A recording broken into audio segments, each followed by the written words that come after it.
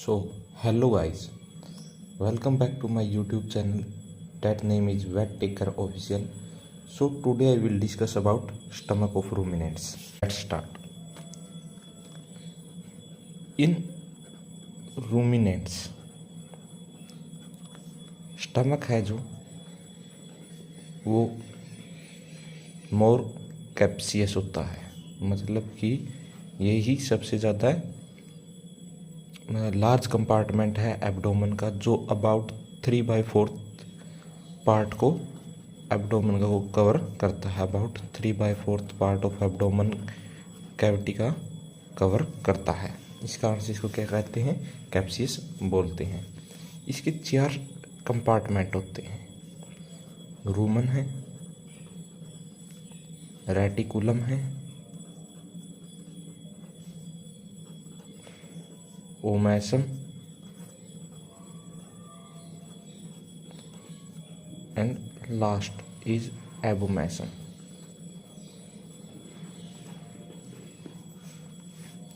ये 4 compartment mostly किस side होते हैं, लेफ्ट साइड होते हैं, left side of abdomen cavity.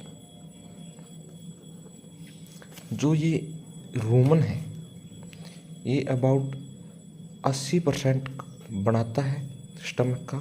Reticulum सबसे कम 5%, ये 6 से लेके 7%, 6 से 7 या 7 से 8%, ये सेम बनाते हैं 6 से 8%। जो न्यू काफ होता है, जो न्यू काफ है, काफ के अंदर एबोमेसम ही वर्क करता है अकेला। ये सबसे लार्जेस्ट कंपार्टमेंट होता है।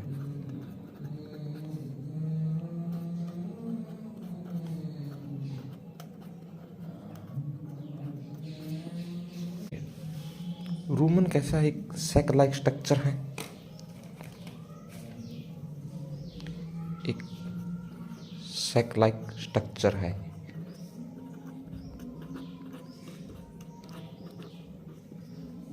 इसकी पोजीशन देखते हैं। फर्स्ट ऑफ ऑल पोजीशन है इसकी 8th रिब से स्टार्ट होता है टू पेल्विक इनलेट। ये याद रखना, पोजीशन 8th रिब से लेके पेल्विक इनलेट तक इसकी क्या है, पोजीशन है। ये इसका स्ट्रक्चर देखते हैं अपन। स्ट्रक्चर क्या क्या है इसके पास। इसके पास 2 सरफेसेस हैं, 2 कर्वेचर हैं एंड 2 एंड्स, 2 एंड्स हैं। सरफेस में कौन से सरफेस है, वही सेफ है, पेराइटल है और विसरल है। ठीक, अब फर्स्ट अपन चलते हैं पेराइटल सरफेस पे। पेराइटल सरफेस पे जैसे कि एक ये पेराइटल सरफेस देख रहे हैं आप, एक रूमन है एनिमल का पेराइटल साइड से। इसका पेराइटल सरफेस है। पेराइटल सरफेस है, कैसा सरफेस होता है, ये भी एक कन्वेक्स सरफेस होता है। लेफ्ट सरफेस है, मतलब कि कन्वेक्स है, लेफ्ट भी बोल देते हैं इसको, लेफ्ट है, कन्वेक्स है। और ये रिलेटेड है किस से रिलेटेड है, ये रिलेट करता है डायफ्राम से और स्प्लीन से। जैसे कि ये है डायफ्राम से कोरिलेट करता है एंड स्प्लीन से कोरिलेट करता है। जैसे कि ये इसका पेराइटल सरफेस है, यहाँ पर डायफ्राम का कुछ पार्ट आया होता है, एक स्प्लीन यहाँ पर पाई जाती है। इस तरह से स्प्लीन होती है, जो लास्ट रिब से लेके 7th to 8th रिब के पास क्या होती है, स्प्लीन की पोजीशन होती है। यहाँ पे स्प्लीन है, ये डायफ्राम का एक पार्ट है। तो यहाँ पर इसके लेफ्ट साइड में क्या क्या चीज़ें होंगी, एक तो डायफ्राम का पार्ट हो गया है, एक क्या होगी, स्प्लीन इसके पास हो गई है पेराइटल सरफेस में। एक इसके पैरेटल सरफेस पे ऐसी एक ग्रूव देखने को मिलेगी, ऐसी लॉन्गिट्यूडनल ग्रूव देखने को मिलती है। यही पैरेटल सरफेस पे भी देखने को मिलेगी, यही विसरल सरफेस पे भी देखने को मिलेगी। ये विसरल सरफेस की है, तो इसको क्या कहते हैं? लॉन्गिट्यूडनल ग्रूव कहते हैं, लॉन्गिट्यूडनल ग्रूव। लॉन्गिट्यूडनल ग्रूव कहते हैं। ये लेफ्ट साइड की, एक राइट साइड की होती है। तो अब चलते हैं विसरल सरफेस पे। ये रिलेटेड, ये भी कैसा है? ये जो है सरफेसेस, ये वैसे तो दोनों तरफ से ऐसे कंप्रेस्ड स्ट्रक्चर है, दोनों तरफ से कंप्रेस्ड स्ट्रक्चर है। जो विसरल सरफेस है, इसको बहुत सारे नंबर ऑफ ऑर्गन्स हैं जो इस सरफेस को अटैच करते हैं। जैसे ओमैसम है, एबोमैसम है, लीवर है, और भी बहुत सारे ऑर्गन हैं जो इसके विसरल सरफेस पे जुड़ते हैं। और उस सरफेस पे भी क्या होती है? कि लॉन्गिट्यूडनल ग्रूव होती है। जैसे कि ये लेफ्ट लॉन्गिट्यूडनल ग्रूव है, तो वो कौन सी ग्रूव है? राइट लॉन्गिट्यूडनल है। कि जो ये राइट लॉन्गिट्यूडनल ग्रूव है, मतलब कि जो राइट लॉन्गिट्यूडनल ग्रूव थी, वो क्या करती है? डिवाइड कर जाती है। किसमें? एक तो डोर्सल पार्ट में, डोर्सल, और एक वेंट्रल ब्रांच में। वो टूट गई, जैसे ये राइट की है, वो जैसे इसमें स्ट्रक्चर में टूटेगी, जैसे इस स्ट्रक्चर से समझते हैं, जैसे ये टूटती है, जैसे ये कौन सा सरफेस हो गया? ये विसरल सरफेस का स्ट्रक्चर है। तो जो इसको ग्रूव इसके हाफ में डिवाइड करती थी, वो कौन सी थी? लॉन्गिट्यूडनल ग्रूव थी। लॉन्गिट्यूडनल ग्रूव है दो में, एक डोर्सल एक वेंट्रल, और वो क्या एनक्लोज करते हैं? इंसुलर रूमिनेंस नाम का एक स्ट्रक्चर को क्या कर लेती है? एनक्लोज कर लेती है in between their two branches, dorsal and ventral. अब चलते हैं कर्वेचर। अब क्या चलते हैं? कर्वेचर। जो डोर्सल कर्वेचर है, ये भी दो थे, एक डोर्सल है, एक ऐसा है वेंट्रल है। डोर्सल मतलब कि ये क्या हो गया? डोर्सल कर्वेचर है। ये क्या हो गया? वेंट्रल कर्वेचर है। जो डोर्सल कर्वेचर है वो कैसा है? कन्वेक्स है, सिंपली डायफ्राम से रिलेट करता है एंड सबलंबर मसल्स, मसल्स। तो वेंट्रल सरफेस है, ये भी कन्वेक्स सरफेस है, जो फ्लोर ऑफ एब्डोमेन से क्या करता है? कनेक्टेड है, फ्लोर ऑफ एब्डोमेन। अब चलते हैं एंड्स पे। End is divided into two blind sac by cranial transverse groove. जैसे ये लॉन्गिट्यूडनल ग्रूव है, ये आपस में जुड़ती है, किसकी द्वारा जुड़ती हैं? ये आगे ऐसी ग्रूव मिलती हैं जो इनको दो पार्ट में तोड़ देते हैं। इस तरह से दो पार्ट में तोड़ देते हैं। उस ग्रूव का क्या नाम है? ट्रांसवर्स ग्रूव होती है।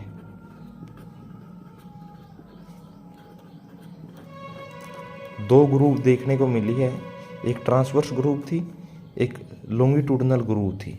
लॉन्गिट्यूडनल ग्रूव उसके सरफेसिस को तोड़ती है, ट्रांसवर्स ग्रूव उसके एंड को तोड़ती है। और ये अपने जैसे जो क्रेनियल की तरफ है उसे क्रेनियल कह देंगे, जो कोडल की तरफ है उसे कोडल ग्रूव बोल देंगे। जो ये आपस में तोड़ के और इन जो लॉन्गिट्यूडनल ग्रूव थी इनको आपस में जोड़ती है। जो ये क्रेनियल है, ये इसको एक डोर्सल अगेन एक वेंट्रल सैक में तोड़ देती है। जो डोर्सल सैक है इसके साथ रेटिकुलम अटैच करता है। रेटिकुलम क्या करता है? अटैच करता है। जो ये है कोडल एंड्स हैं, ये किसके साथ जुड़े हुए होते हैं? स्ट्रक्चर इंटरस्टाइन, इंटरस्टाइन है एंड ब्लैडर। जो रूमन की कैविटी है वो इनकम्प्लीटली डिवाइड की जाती है, इनकम्प्लीट होती है डिवाइड। एक ये स्ट्रक्चर देखो, जैसे ये एक स्ट्रक्चर है, इसमें क्या होता है कि एक ग्रूव बनती है, लास्ट का एंड है वो कैसे टूटा होता है, कॉर्नरी ग्रूव से ये टूटा होता है। एक वेंट्रल की तरफ होती है, एक डोर्सल की तरफ होती है, जो इनको कोडल वेंट्रल ब्लाइंड सैक में तोड़ देते हैं। एक एट्रियम वेंट्रिकुलाई नाम का एक स्ट्रक्चर होता है जहाँ पर ईसोफेगस आके खुलती है। ये किसके द्वारा बनाया जाता है, ये डोर्सल सैक ऑफ रूमन और रेटिकुलम के द्वारा ये बनाया जाता है। इन दोनों से स्ट्रक्चर बनाया जाता है एट्रियम वेंट्रिकुलाई, जिसके अंदर ईसोफेगस आके खुलती है। और इसके अंदर ये देखने की बात है कि इसके अंदर जो इसका कैविटी है अंदर, यहाँ पर पिलर्स देखने को मिलते हैं, जैसे क्रेनियल पिलर्स हैं, कोडल पिलर्स हैं, और right and left longitudinal pillars हैं,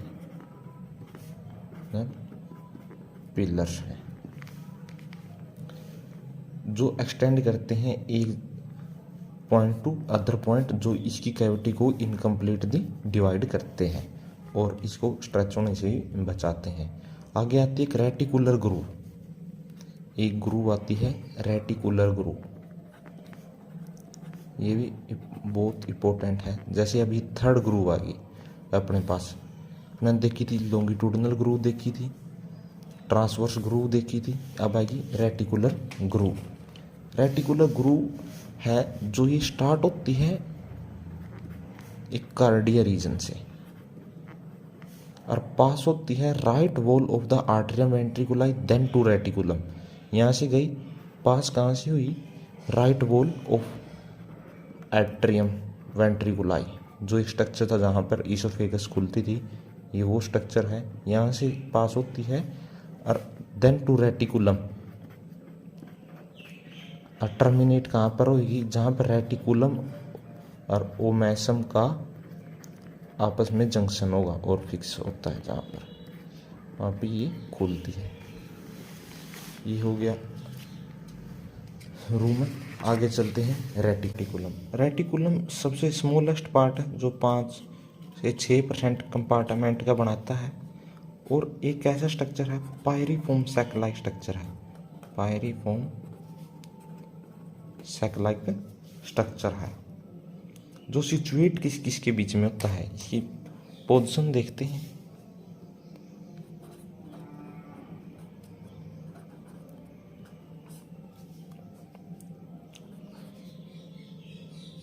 सिचुएट करता है ये between diaphragm and liver in front में and dorsal sac of rumen and omasum behind.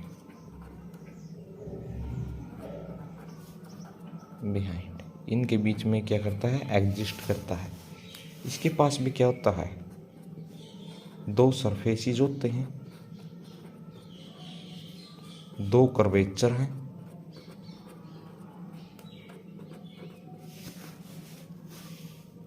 और 2 एंड है।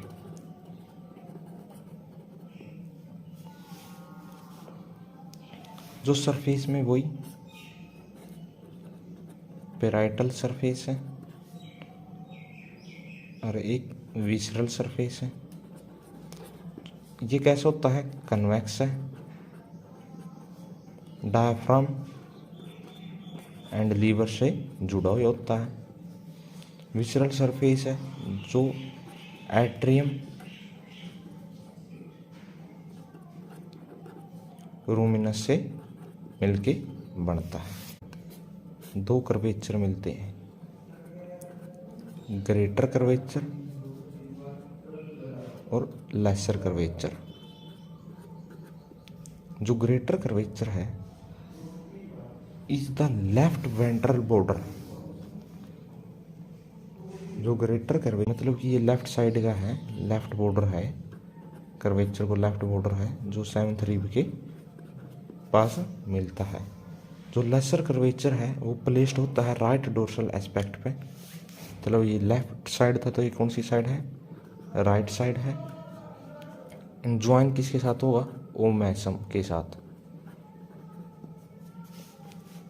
और इसके अंदर सबसे इम्पोर्टेंट बात है, जो इसका इंटीरियर होता है वो हनीकॉम लाइक स्ट्रक्चर जैसा दिखता है, लाइक स्ट्रक्चर है। ये किसकी वजह से बनता है, यहाँ पर पॉलीगोनल शेप सेल्स होती हैं, इस तरह की सेल्स आपस में जुड़ी होती हैं। इनके अंदर और भी छोटी छोटी सेल मिलती हैं जो इसको अलग अलग कंपार्ट में तोड़ती हैं। इस कारण से ये हनीकॉम लाइक स्ट्रक्चर अपने को दिखाई देता है। पॉलीगोनल सेल होती हैं जो 4 से 6 साइडेड स्मॉल चैम्बर्स होते हैं जो एनक्लोज किए जाते हैं एक म्यूकस फोल्ड के द्वारा। ओमैसम, ओमैसम एक ओव्यूल स्ट्रक्चर होता है, ओव्यूल स्ट्रक्चर है। और ये भी कैसा है, कंप्रेस्ड है। दोनों साइड से क्या होता है, कंप्रेस्ड होता है। ये कहाँ से कहाँ सिचुएटेड होता है, ये बिटवीन पाया जाता है 7th एंड 11th रिब के बीच में पाया जाता है। जैसे स्ट्रक्चर में देखो, एक ये ओव्यूल सा स्ट्रक्चर है, 7th और 11th रिब के बीच में ये मिलता है। इसके पास भी सरफेसिस होते हैं, वही पेराइटल विसरल सरफेसिस है, पेराइटल है और कैसा है, विसरल सरफेस है। जो ये किससे रिलेट करता है, डायफ्राम से रिलेट करता है और लीवर से कोरिलेट करता है। जो ये विसरल है is related to rumen, reticulum and abomasum. इन सब से ये कोरिलेट करता है। जो वेंट्रल बॉर्डर है, इसके पास बॉर्डर भी तो होते हैं, जैसे बॉर्डर्स है वही डोर्सल और वेंट्रल बॉर्डर है, डोर्सल है और वेंट्रल बॉर्डर है। Ventral border floor of cavity से अटैच होता है, फ्लोर ऑफ एब्डोमेन कैविटी। जो डोर्सल बॉर्डर है ये सिंपल एक कर्वेचर टाइप स्ट्रक्चर होता है और जो इसके रूमन का डोर्सल सैक के साथ देखने को मिलता है। फिक्स होते हैं मतलब कि जो ये ओपनिंग है रेटिकुलम की, ओमैसम की ओपनिंग एंड ओमैसम एबोमेसम की ओपनिंग दोनों अपर सरफेस पे देखने को मिलती है, अपर पार्ट पे। जो रेटिकुलम ओमैसम की ओपनिंग है, ओमैसम एबोमेसम की ओपनिंग है, ये अपर पार्ट पे देखने को मिलती है ऑफ द सरफेस पर ना। इसके अंदर जो इंटीरियर है, इंटीरियर में जैसे उसके अंदर हनीकॉम लाइक स्ट्रक्चर देखने को मिलता है, यहाँ पर मिलता है about so crescent shaped fold.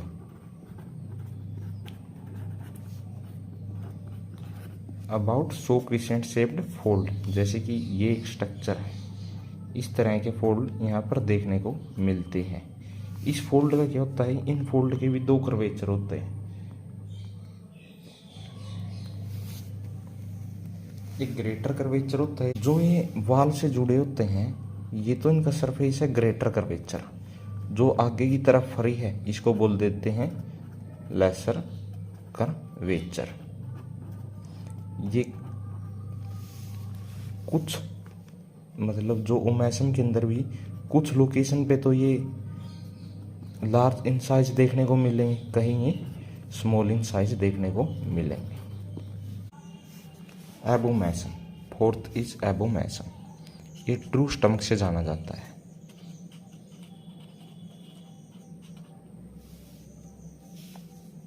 Stomach से जाना जाता है। लोंगिट्यूड सर्कुलर शेप का होता है, इन लोंगिट्यूड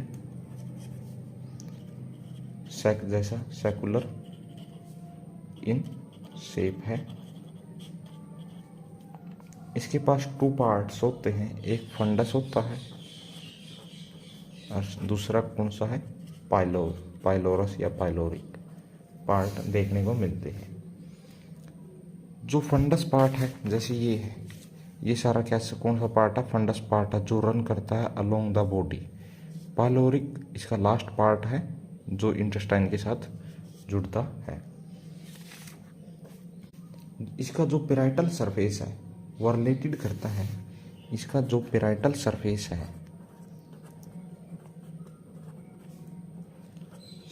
है वो रिलेट करता है एब्डोमिनल फ्लोर से। Abdominal floor and visceral surface, and जो विसरल सरफेस है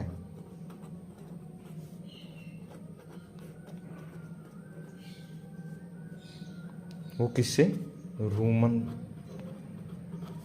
एंड ओमैसम से कोरिलेट करता है। इंटीरियर में एबोमैसम के जो इंटीरियर है, इंटीरियर के अंदर 3 ग्लैंडुलर रीजन देखने को मिलते हैं।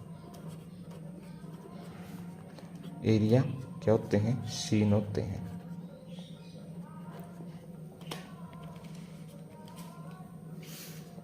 एक cardiac reason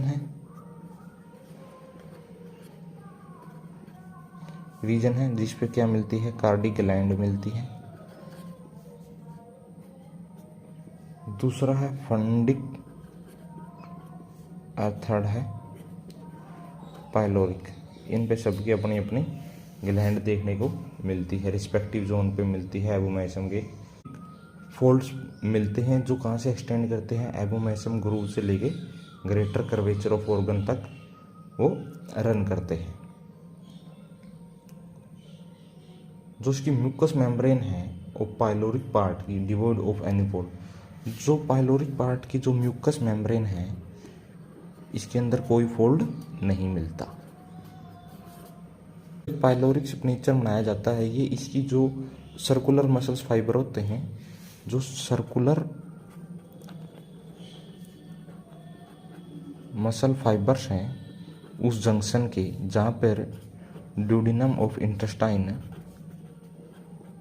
and pyloric part जुड़ता है, वहाँ पर ये मसल्स फाइबर क्या बनाते हैं, वहाँ पर एक स्पिनेचर बनाते हैं, स्पिनेचर वहाँ पर फॉर्म करते हैं। So that is the structure of rumen stomach which have 4 parts, rumen, reticulum, omasum and abomasum. And so thank you guys to watch my video. If you like this video, you should subscribe this channel and share also. Thank you.